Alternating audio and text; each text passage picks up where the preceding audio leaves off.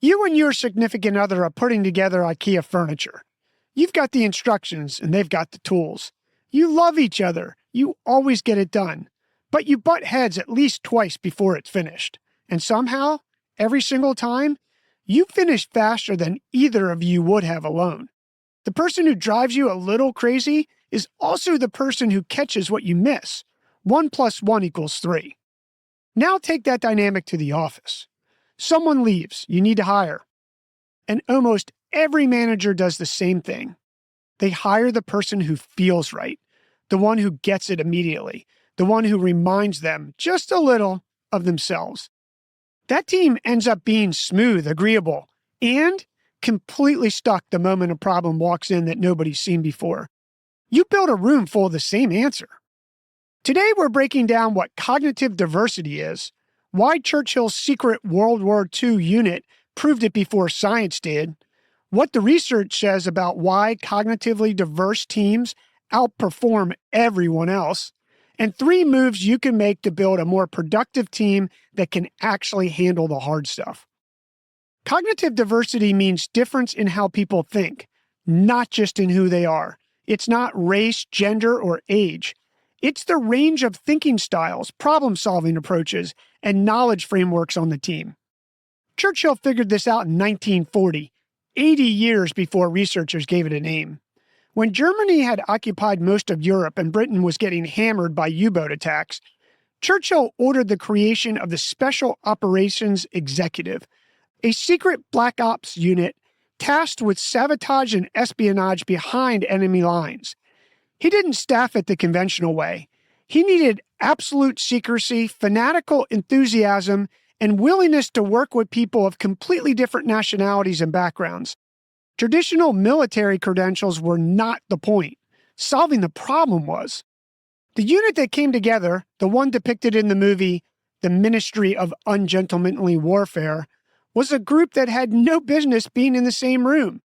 A British aristocrat, a Danish warrior who had jumped ship to fight the Nazis on his own, a future spy novelist named Ian Fleming, civilians, foreign nationals, women, people with no prior military experience, all recruited because they each carried a capability nobody else on the unit had.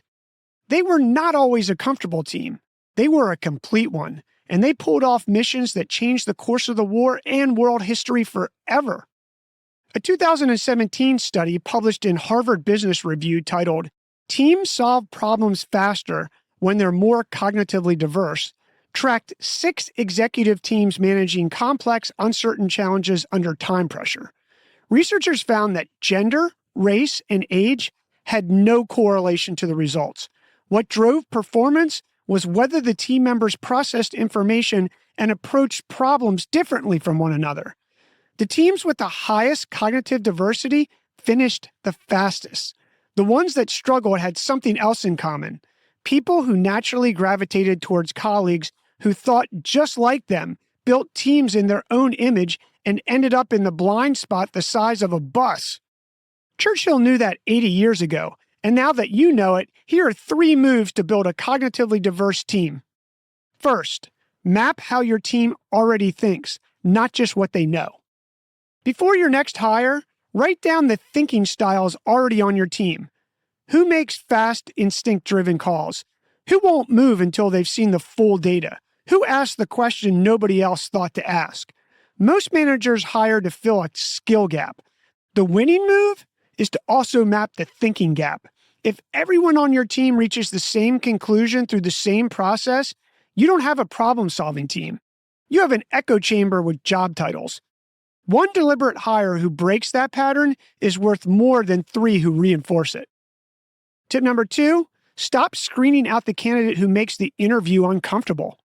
You know the one. They push back on a question. They give you an answer you didn't expect. They don't follow the script. Most hiring managers quietly mark them down for culture fit and move on. But that discomfort you feel in the room, that's cognitive diversity announcing itself. The SOE recruited a one-legged American woman named Virginia Hall, who became one of the most feared operatives in all of occupied France, because the Germans never saw her coming. She didn't fit the mold. She was the mold everyone else was missing. Tip number 3, give the dissenting voice a role, not just permission. Before your next team meeting, assign someone the explicit job of finding what the group is missing, not feel free to disagree. Nobody uses that. A real assignment? Your job in this meeting is to tell us the thing that we are not seeing. Poke holes, find the gap. The SOE ran on exactly that logic. Every member brought a capacity no one else had. No single person held the full picture. Together they did. Give that structure to your team, and you'll be surprised what surfaces. The team that challenges you is doing you a favor the agreeable one never will. Look at the people around the table, find the gap in how they think, then go fill it. Your move.